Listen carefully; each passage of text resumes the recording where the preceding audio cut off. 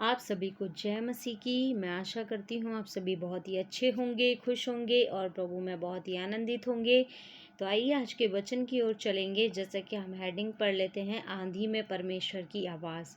तो आज हम परमेश्वर की आवाज़ के बारे में जानेंगे, ठीक है, कि दाऊद किस तरीके से परमेश्वर की आवाज़ के बारे में बताता है। ठीक है, तो पहले हम पढ़ेंगे भजन संहिता उसका 29 अध्याय और उसका हम पहली आयत से पढ़ना शुरू करेंगे। लिखा है, हे परमेश्वर के पुत्रों, यहोवा का, हाँ यहोवा ही का गुणानुवाद करो। यहोवा की महिमा और सामर्थ्य को सराहो। यहोवा के नाम की महिमा करो। पवित्रता से शोभायमान होकर यहोवा को दंडवत करो।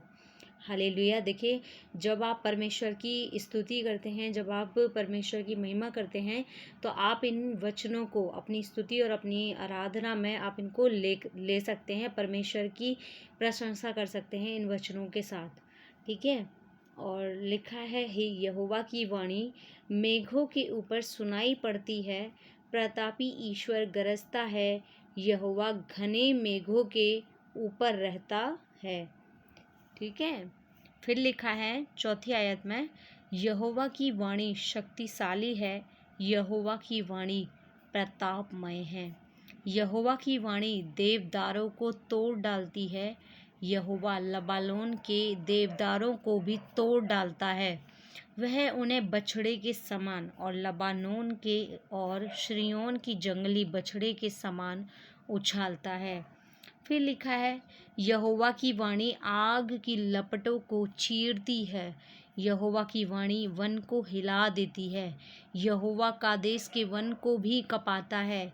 यहोवा की वाणी से हरणियों का गर्भपात हो जाता है और अरण्य में पतझड़ हो जाता है और उसके मंदिर में सब कोई महिमा ही महिमा बोलता रहता है। जल प्रलय के समय यहोवा विराजमान था और यहोवा सर्वदा के लिए राजा होकर विराजमान रहता है। यहोवा अपनी प्रजा को बल देगा। यहोवा अपनी प्रजा को शांति की आशीष देगा। हालेलुया। तो हमने यहाँ पर जाना कि देखिए, परमेश्वर की आवाज़ से क्या क्या हो जाता है। ठीक है, परमेश्वर की आवाज़ से वन तक हिल जाते हैं। यहोवा की आवाज़ से वन कांपने लगता है, हरनियों के गर्भपात हो जाते हैं, पतझड़ हो जाता है। परमेश्वर की आवाज़। ठीक है, तो आज हमने जाना परमेश्वर की आवाज़ के बारे में। हालेलुया। सभी को जय मसीह की। धन्यवाद।